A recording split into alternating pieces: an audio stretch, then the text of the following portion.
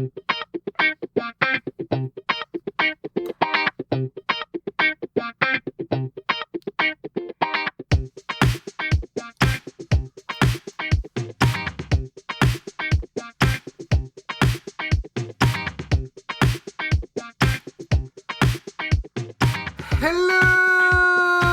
and welcome back to the Curious Kid Podcast.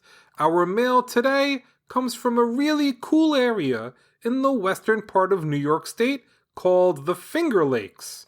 Mailbag! Mailbag!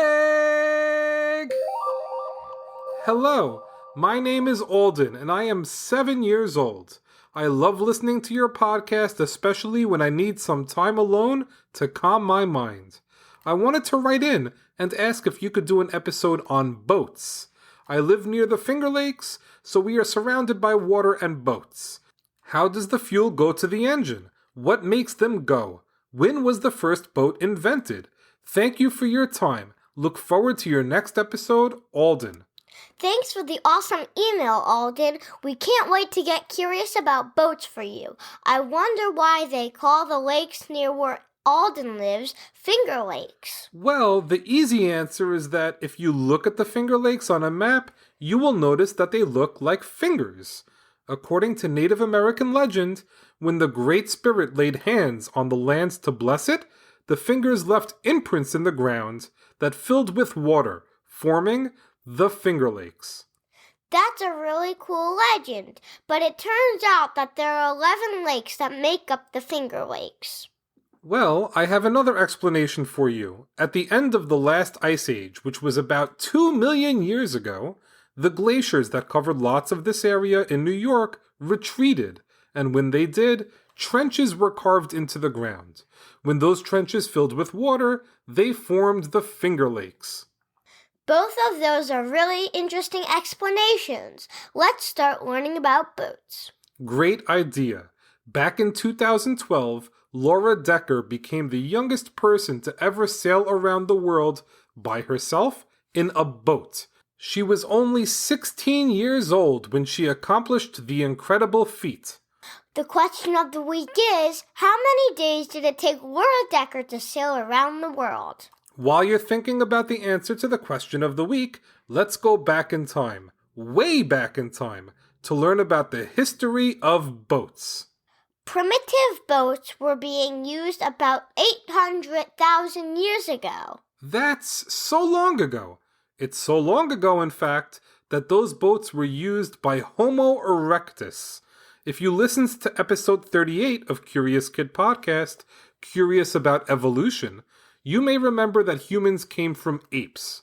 During the transition from ape to human, there was a species called Homo erectus that had features of both apes and humans. There are no remains of the boats made by Homo erectus, but many believe that they may have been similar to rafts made of bamboo. The oldest boat discovered is a canoe that was found in Holland. That's about 10,000 years old. The canoe was formed by carving out a pine log. It measured 117 inches long and 17 inches wide.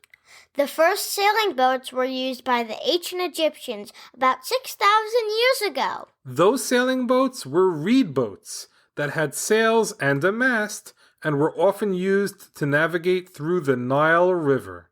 About 1,500 years later, the Egyptians started building wooden boats that were capable of sailing across the oceans. Fast forward to the year 1000, and the Vikings started to build longboats that were capable of carrying up to 60 people who would help row the boat.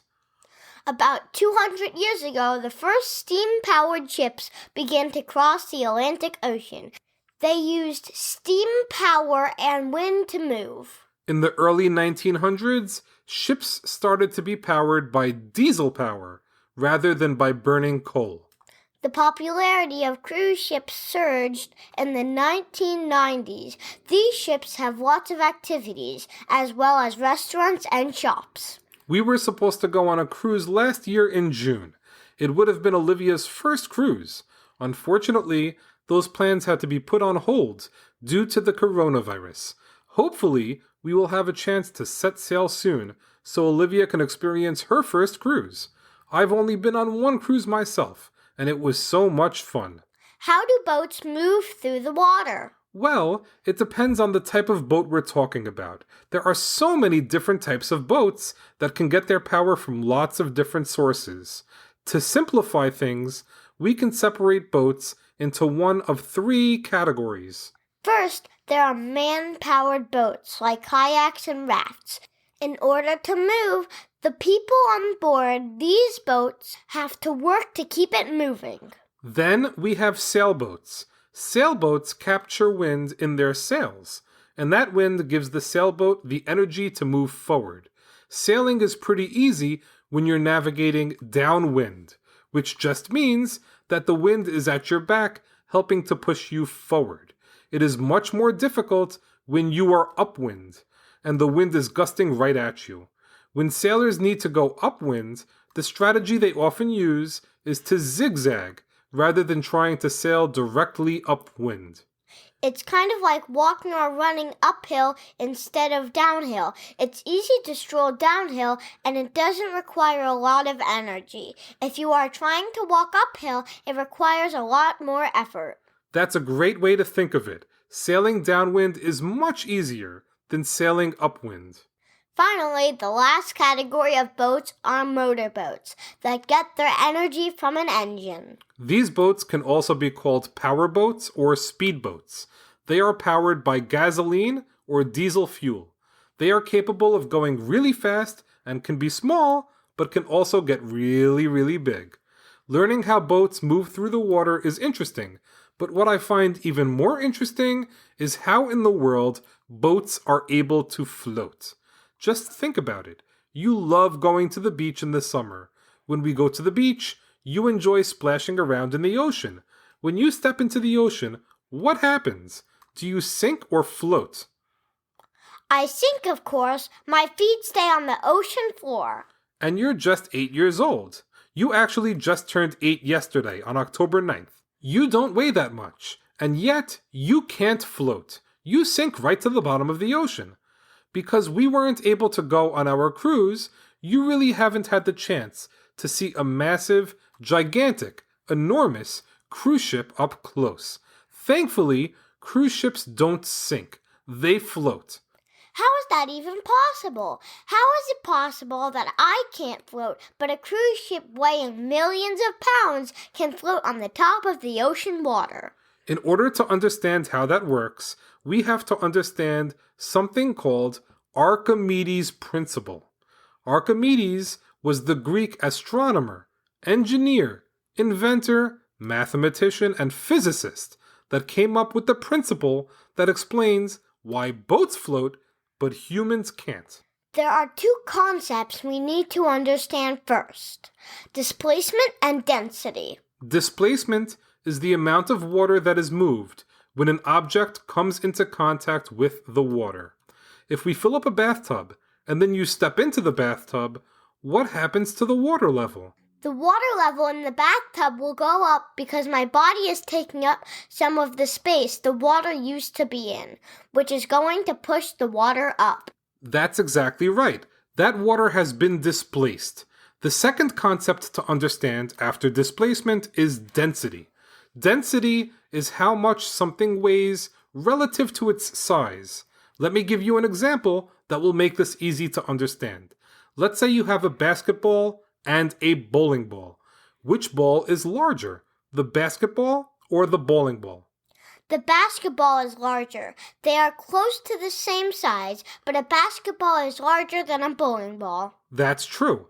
But what if I asked you which one is heavier, the basketball or the bowling ball? A bowling ball is heavier than a basketball for sure. Great.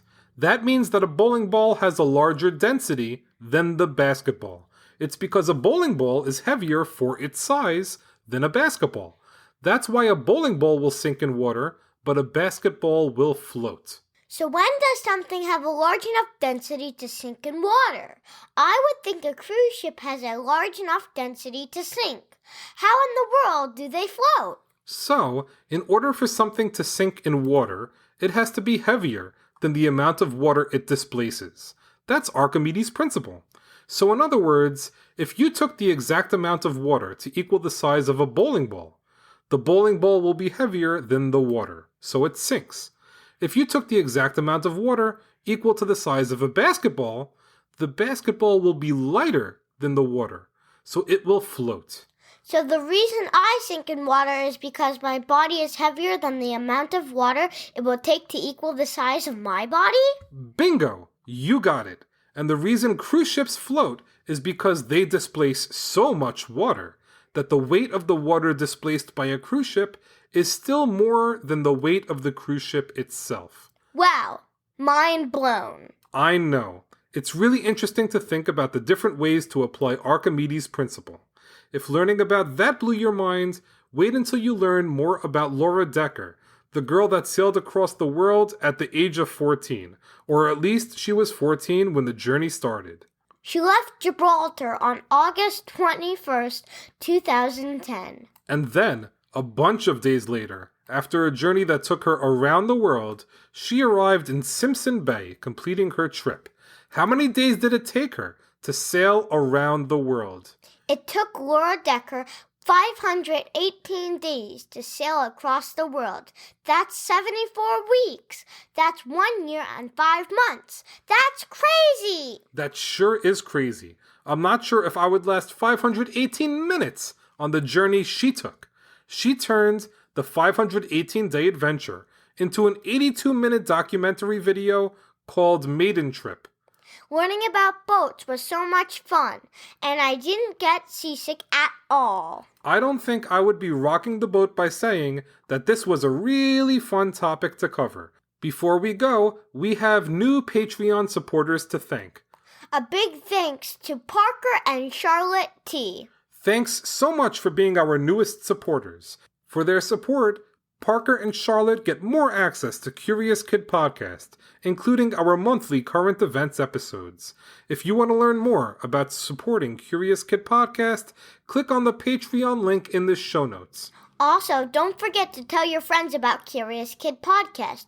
You could help spread the word for my birthday. That would be awesome. If you love the podcast, chances are you have a bunch of friends that would also like listening to Curious Kid Podcast. You can share the podcast with them and then discuss your favorite episodes and all of the fun and interesting things you've learned. Just direct them to www.CuriousKidPodcast.com for everything they would need to become the next Curious Kid Podcast superfan. Well, that's a wrap for this week's episode. Thanks so much for listening to this week's podcast, number 158, on boats. Great job, Olivia, and great job, Alden, for the gnarly nautical episode topic suggestion. Come back next week when we will get curious about colors for listeners in San Francisco, California, and Ottawa, Ontario, Canada. It's going to be an epic double mailbag you're not going to want to miss. As always, thank you so much for listening and getting curious with us.